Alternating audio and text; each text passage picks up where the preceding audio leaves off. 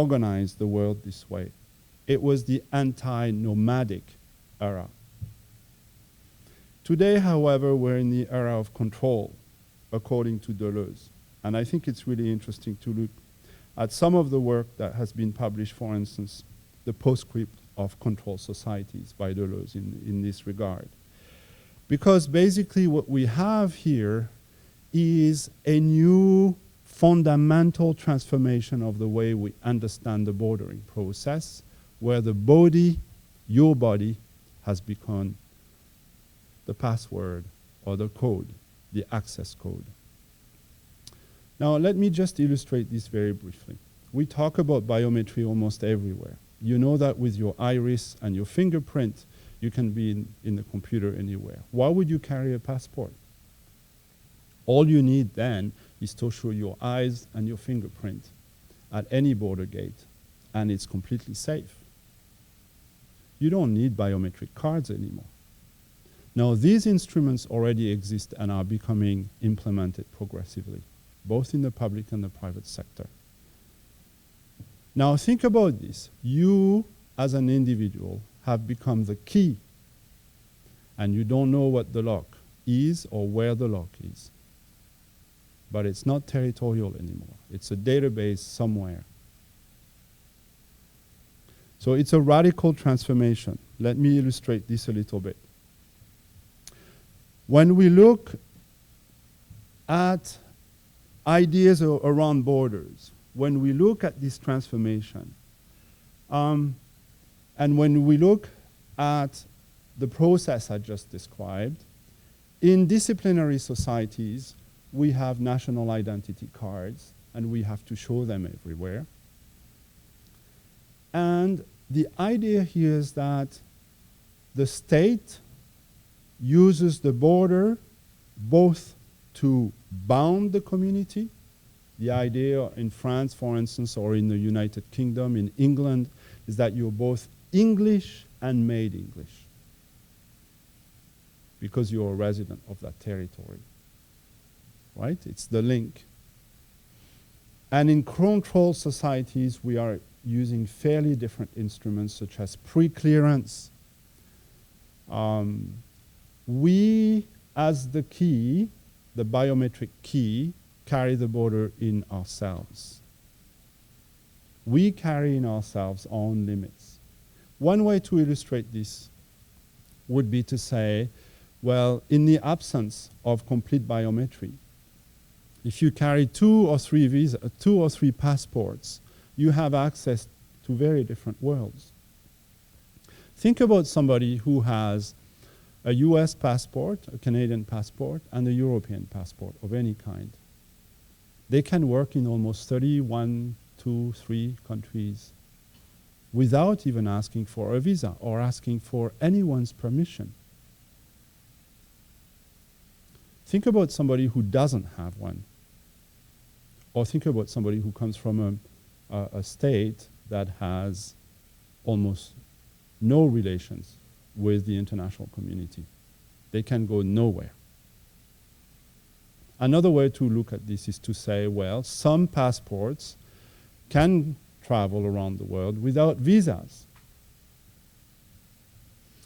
If you are a citizen of the United Kingdom, you can go to almost 170 countries thanks to the old Commonwealth agreements without visas. Actually, US and Canadian citizens cannot go to that many countries without visas. So there is not very much of a difference between these different worlds and the idea that we can completely individualize this with biometry. So in the control societies, we're using, in a way, different criteria to organize the flow of individuals. And territory has become irrelevant. People will say, yes, territory is irrelevant. I'll illustrate this with one more example. In the European Union today, when you're applying for a visa, it's being tested right now. People are asking you for personal information. Your nationality of origin is only one of the factors, a small one. But if you're a very wealthy businessman, you're more likely to have access to the whole of the European Union to set up business there than if you're a craftsman who can do very few things and come from a very poor community. In other words, the idea that sovereign origin is the key aspect in your right to move becomes or recedes and is much less important. So what we're faced with today is basically security policies that are struggling with a new dimension of security and therefore of bordering as well. So when we're thinking about borders in a situation like this, we're not really looking at a territorial border anymore. We're looking at something where there is a new complexity in understanding borders, where the categories that we used, place of birth, territory of national territory of origins, that are categories, right, are being replaced by different ones. One of my colleagues, Rob Walker, who's a very respected international relation theorist, has argued that the categories we knew were like the keyboard of a piano, where you have 7 scales, I believe. And that now the issue is that we are rethinking categories, but for each note on the keyboard, you should picture the piano vertically. It suggests to us that we can completely individualize, in a way, by the technology that we have, the limits or the boundaries which belong to you individually. And so each individual carry in herself or in himself the extent to which they can move. And progressively we can implement this. Does this mean the states are going to disappear completely? No. But it means that new categories are appearing. It means that we are an era in the history of humanity where now we are bounding and learning to bound flows of goods and flows of people.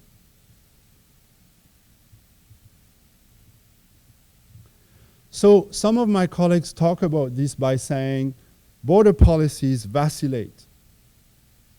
They are being transformed. We're not talking about marches, we're not talking about border zone, we're not talking about borderlands anymore. We're talking about this, we're talking about biometry. We're talking about iris and fingerprints only, which are quite difficult to actually, copy, especially the iris. And some of the scholars are actually discussing this. Some of the scholars are actually discussing this idea that the border is everywhere. For instance, Joseph Lapid from the University of Arizona has argued a few years ago that we need to go beyond the territorialist epistemology. This is what I was telling you earlier.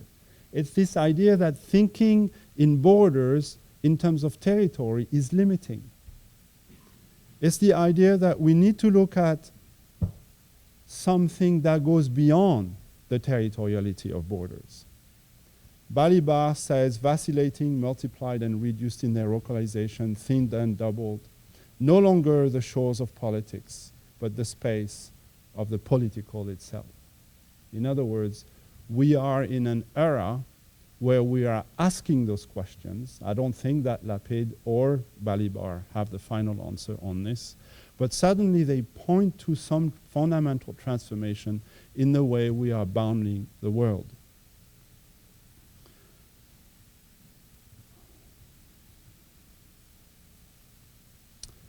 So when we look at borders in globalization today, and we want to kind of sum up all of this, we look at the data and we are confronted with this. Trade and exchange across borders has gone beyond control. For instance, Do you think the United States has the capacity to control every single container entering the United States? Do you know what % of containers are actually being screened today?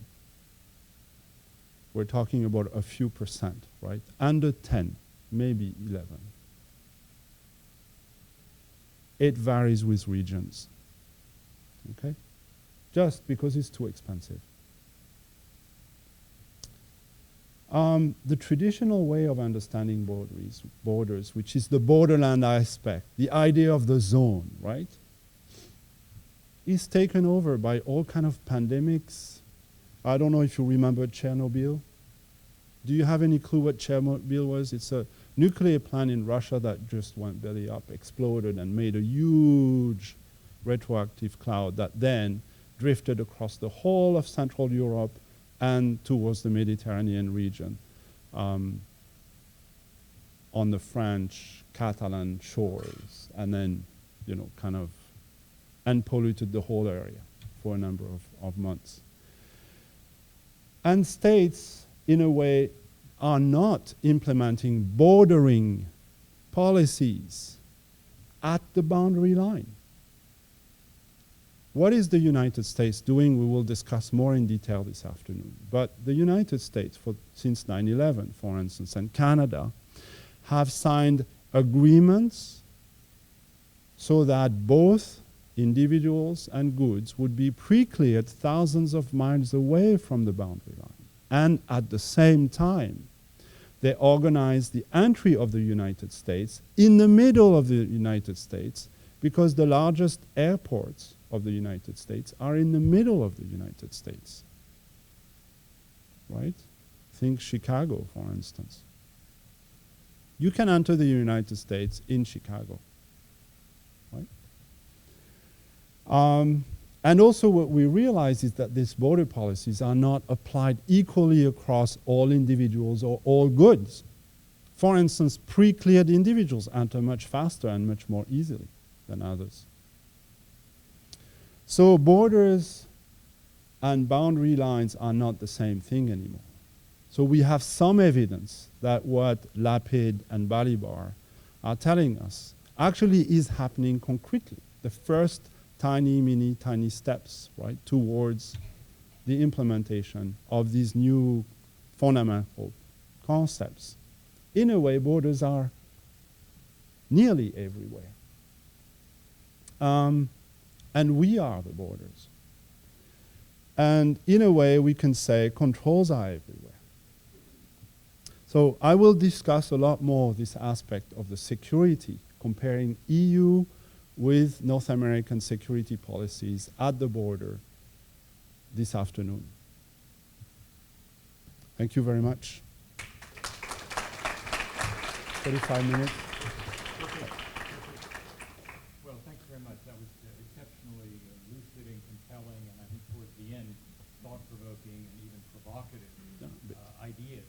And it sort of reminds us, we have this idea of kind of a catchphrase these days in higher education pedagogy about integrated learning, where you're breaking down borders between disciplines, and this is a classic case, it seems to me, where you're integrating ideas about law, politics, and technology with biometrics and cartography. So terrific start to this interesting program. Questions from the students? And I know some of you may need to leave for an 11 o'clock class, but that's the case of slide. So questions from students? Yes, Ashley.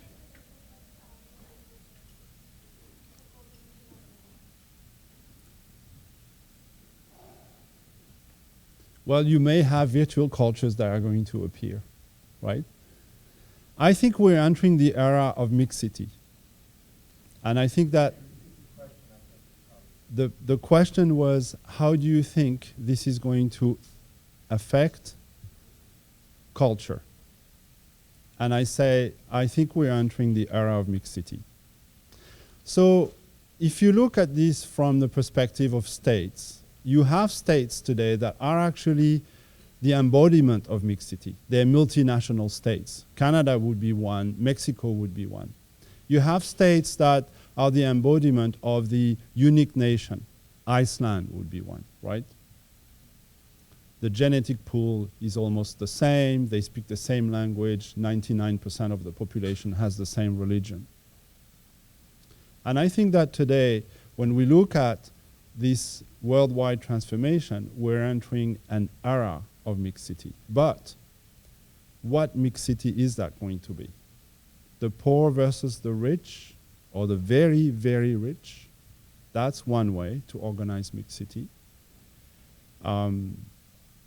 And so, I don't have the final answer, obviously, but the idea is that suddenly the categories are going to change. And it seems that categories around socioeconomic status and the ability to demonstrate basically who you are becomes important. Some of the colleagues who do research on virtual security, looking at the virtual world, are saying that the categories are ultimately infinite. And so you can basically say there are 7 billion individuals in the world and we are going to have 7 billion categories. Obviously, it's not going to be that way. But you have the technology to do it. And so you will have communities that may be virtual communities where people from very different religious, ethnic, linguistic, national background will actually re-amalgamate as part of, a cultural group that will be welcome around the world, whereas others won't. But again, what's really important in my mind is this shift from the traditional categories to categories that we are yet to discover entirely. And I don't know if they'll be socioeconomic, but it seems that that's the direction. If you look at the work of Sparks, for instance, or if you look at the first white papers on the new visa policy of the EU, you see that the EU is really much less interested in your nationality, what passport do you hold, than the information you are able to give them about who you are as an individual when they give you a passport. Please.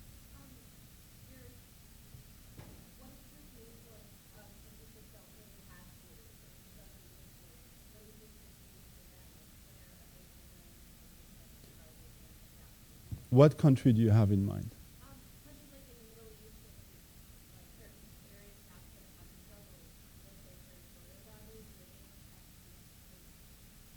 Ongoing disputes, like Israel, for instance, Palestine, and then the new caliphate with ISIS, and so on and so forth. Places like this, right?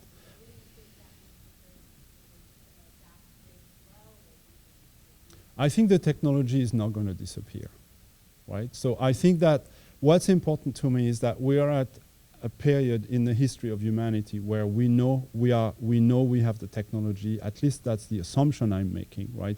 For me, it's a research program. We assume now that we have the technology to bound flows, but for the last at least 6,000 years, we've only developed technology to actually control, prevent flows, right? We wanted to control